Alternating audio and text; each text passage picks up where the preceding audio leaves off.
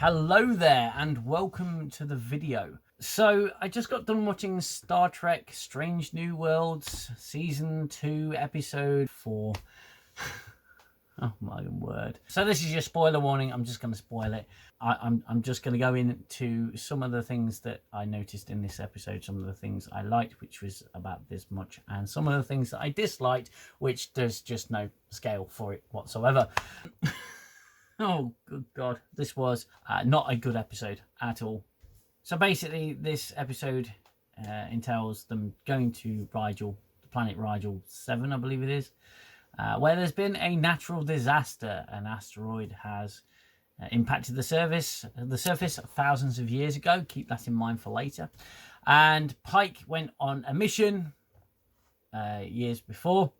They lost some crew members. The away mission went badly. Some away team members got left behind, and it would appear some Starfleet technology also got left behind. And the Enterprise has got to go back and try and find out what happened, try and figure out what happened. So one of the crew members from that mission was left behind. And this is probably the worst breakdown you'll ever hear, but I'm not focusing too much on a breakdown with this episode.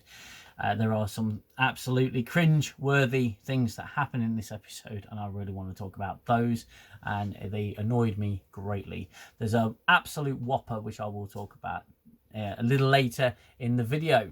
Pike and La'an and Mbenga go down in a shuttle. They start hearing this ringing in their ears and they start losing their memory. So it turns out, and I say that a lot, it turns out that one of the away team members was actually alive when he was left behind, and they made him king.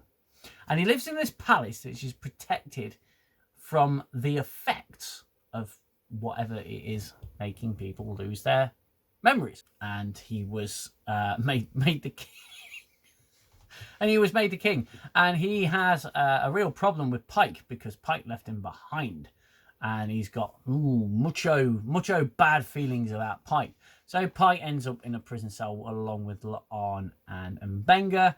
Meanwhile, the Enterprise crew starts suffering the same tinnitus, or as we say in the UK, tinnitus. They've got tinnitus. They hear ringing in the ears. They lose time. They lose memory. The episode is a race against time. La'an gets injured in a fight with the guards, and it's a race to get their memory back. It's a bit of a race against time for the Enterprise crew to get away from the effects, that the radiation that's causing all this memory loss. So, cut a long story short, it works. The Enterprise gets out the field. The away team, they go to the palace and pretty much get their memories back in full. And yeah, the king dude, he's arrested, and and Pike goes back to the Enterprise. And there's a little thing with Pike and his captain friend from the other ship. He says, "Oh, I'm affecting your career by being with you. I think we should take a break." And she says, "Well, no, I don't like that," and she buckles off to her ship. And by the end of the episode, of course, he goes, "I realise, I was lost, and you were the thing that was driving me. So please, pretty please, can we make up?" That's a really basic, and I apologise, extremely piss poor breakdown of the episode. I mean, the story was really basic, but that's not really what I have a problem with here. So some of the things I picked up in this episode, if you've watched the episode, then you'll know what I'm talking about. So, Erica Ortegas. This episode drills home that she's the pilot and she flies the ship.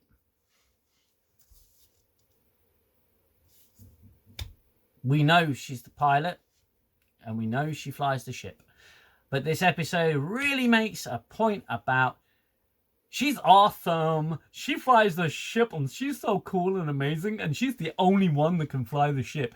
I can guarantee you, on that ship, she's not the only one that can fly the ship, because she doesn't fly it 24/7. She's the best pilot, perhaps, but she's not the be-all and end-all. She's not the only one who can fly that bloody ship. I guarantee it. If you got one pilot on your ship, you've got problems on your ship, okay? One pilot, one problem. Erica Ortegas is not amazing, she's not brilliant, she's not fantastic, she happens to be a good pilot, and that's about it. Everything else about her, she's a crap officer, and she's got a mouth on her, and she needs to rein... Bless you. She needs to rein it in, okay? But the episode is trying to make her into this absolutely amazing person, okay? This absolutely incredible, vital person. But she's a pilot. End of. She's a pilot.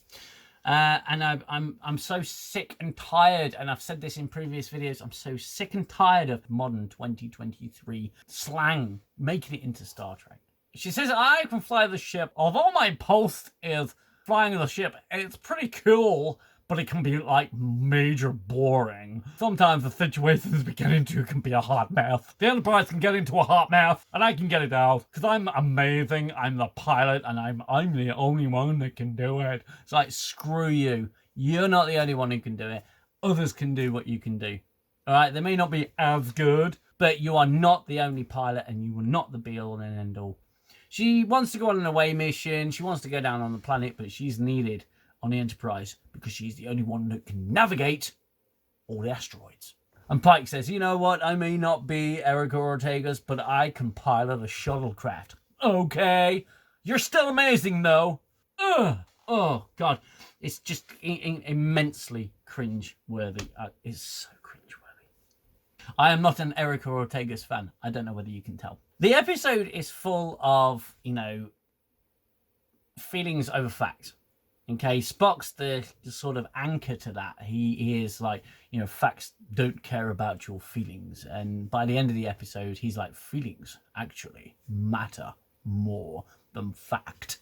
And I see in some ways that they were trying to bridge that gap, I suppose, between facts and feelings, and saying it's not always black and white, and we can all agree sometimes it's not always black and white, but facts are facts, feelings are feelings. They may meld into one another and create a grey area every now and then, but the episode was really trying to ram it down your throat.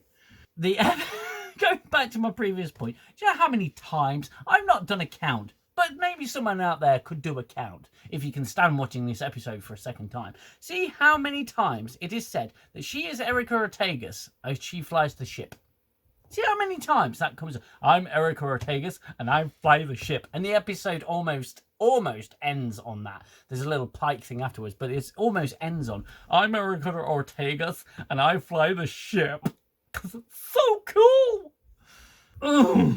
I believe she actually says abso-freaking-lutely as well. Abso-freaking-lutely. She's got a problem with Spock, but she realises by the end of the episode that Spock's not all that bad. It's, again, the way she talks to people, the way she communicates with people, it's genuinely juvenile. It's awful. Another thing I want to talk about is I was talking in my last review about convenience.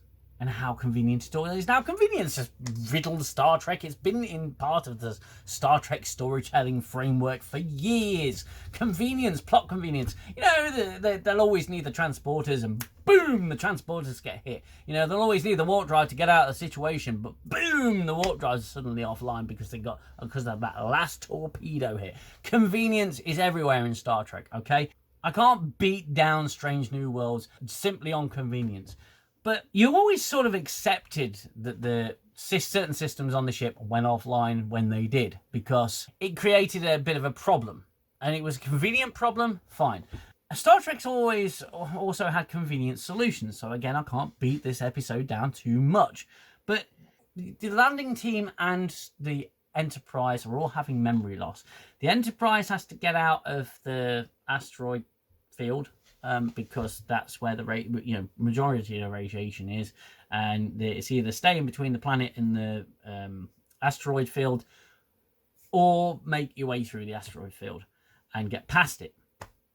And that's where Erica Ortegas forgets who she is. She forgets how awesome she is for a split second before the computer reminds her who she is. And then she goes, I'm Erica Ortegas. I can fly the ship. I'm the pilot. I can do it. I'm amazing. On the planet, there's the castle that King Ensign lives in. You know, King Landing Party away team person from who got left behind. He resides in there. And that is made of a substance that blocks out the radiation. So people get their memories back. you know, whether or not the radiation prevents you from forming new memories or just any new memories just blocks them. I don't know whether that's referenced perhaps somewhere in the episode and I missed it because I was so bored. The radiation, as soon as they get into this, back into this castle, their memories return. After, an hour or so, their memories come back and they remember everything. Everything. They stop blacking out or losing time and the memories come back. I find that just a little bit convenient. You know, it's either they can't form new memories or their memories are being blocked in some way. Everyone suddenly gets their memories back and it all comes flooding back, and the Enterprise crew all get their memories back with no medical aid whatsoever because they've moved away from the effects, and suddenly everything's fine. Found that a little bit too convenient, and it, again, you could make the argument Star Trek's always been convenient, but that particular point kind of bothered me a little bit. It was a little too easy. I want to get on to what I think is the... Okay, I think I need to talk about the Prime Directive a little bit here. Because the Prime Directive states that you cannot interfere in the natural course of evolution or any natural occurrence to a pre-warp civilization. You can't interfere with the natural development of that fucking planet. So at the end of the episode, the Enterprise, upon orders from Pike, the Enterprise and 2 shuttlecraft, they decide to lift the asteroid off the planet, which is a monstrous undertaking for even a starship and a shuttlecraft. But they decide to lift the asteroid that crashed there thousands of years ago off the planet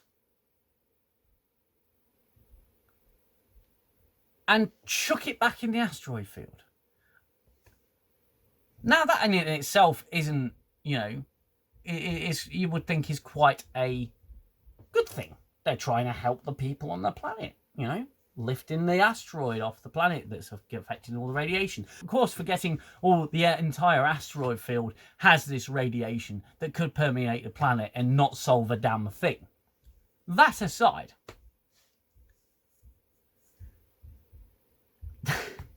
they said an asteroid crashed here thousands of years ago. It doesn't feel natural to me. Essentially rewriting the Prime Directive, Starfleet's General Order Number 1. Now in Star Trek, warp-capable civilizations that don't have the technology to deflect asteroids, Starfleet have always said, but yeah, we'll deflect them. We'll get them off your path.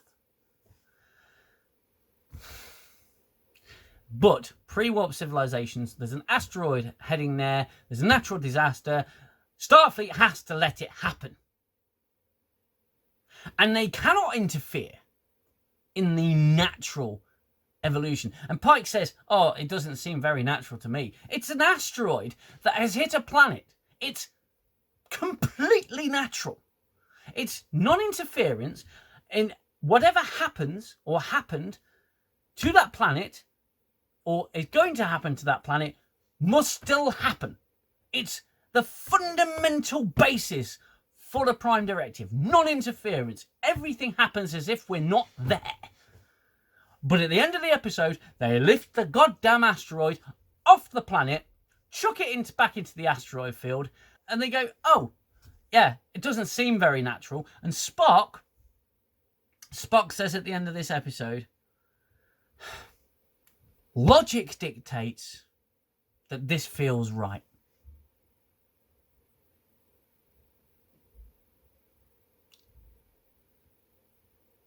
I mean, every time I watch an episode of any new Trek series, and I know that's a bit of a taboo with some people calling it new Trek. It is new Trek. It tries to mimic the spirit of Star Trek. Okay, it tries to mimic it, but it doesn't hit the mark. These people do not understand the Prime Directive. They try and rewrite everything. They try and rewrite Star Trek. That is a fundamental baseline for the organisation known as the Federation. It's a baseline. It's General Order number 1. It's not open to interpretation to that degree. The natural course for that planet is that asteroid crashed, that asteroid stays. Who knows what kind of innovation these people would how these people would innovate to get around the radiation given enough time. It may take hundreds of years. It may take hundreds of years, but that's still the natural course of evolution for these people. And who the hell is Pike to decide any different? That's a violation of General Order number 1, in my opinion. So that bothers me. The episode, I think, was actually really poor. It was bloody boring. And don't get me wrong, I'm not one of these people that likes pew, pew, pew, pew excitement. I can stay gripped within a story, but the story has to make sense and the characters have to act in character. And annoyingly, the only person that they kept in character was Ortegas, whom I despise. Such an annoying character. So yeah, I mean, those were some of the things I noticed. Again, there's no doubt loads I've missed. Hopefully I've missed enough to make a bloody addendum video where I might get a little bit more annoyed at what they did to the Prime Directive at the end of this episode. I understand there's always grey areas, but this one took the piss, I think. The Ortegas personal log was corny, cheesy, and cringeworthy as hell. It was horrible. It was awful. This show is just written by kids. It's written by child-minded people. There's no maturity in there. There's no maturity whatsoever. You know, I think back to my youth, and I think back to how Star Trek was viewed in my youth. It was viewed as, people who didn't know anything about Star Trek, because Star Trek was still quite niche. People would turn to me and say, "Oh, you like Star Trek?" Nerd. Geek. It's just space lasers and pew, pew, pew. And it's only when people actually sat and watched it and they says, "Bloody hell, that's actually a good story. That's actually well written. That's Star Trek has had its chronically bad episodes. Of course it has. I don't see it with rose-tinted glasses, but for the most part, it was good storytelling, written by adults with some life experience. These writers don't know what they're writing about. They don't know. It's all bottom of the drawer writing, where they don't delve deep into an issue. They simply go, "Oh, there's an issue, we solved it," by violating a fundamental law of an organisation within that story. That's what I thought of the episode. It was shockingly poor, boring, very little appealing about it. I can say the Enterprise special effects looked pretty good. When they pulled the asteroid off the planet, that was, shiny. Apart from that, that's all I can freaking say about this absolute load of tripe. I didn't enjoy the episode. I was bored. It was just so poor. One of the things I did note, it may be a reference. It may just be someone going, "Hey, look, there's an actor's name. We'll put it into a character." It was Christopher Plummer. It was C. Plummer, one of the original away team that were lost on the planet. His name was C. Plummer. And there's no doubt loads I've missed. I'll sit and have a think about it and maybe do an addendum video.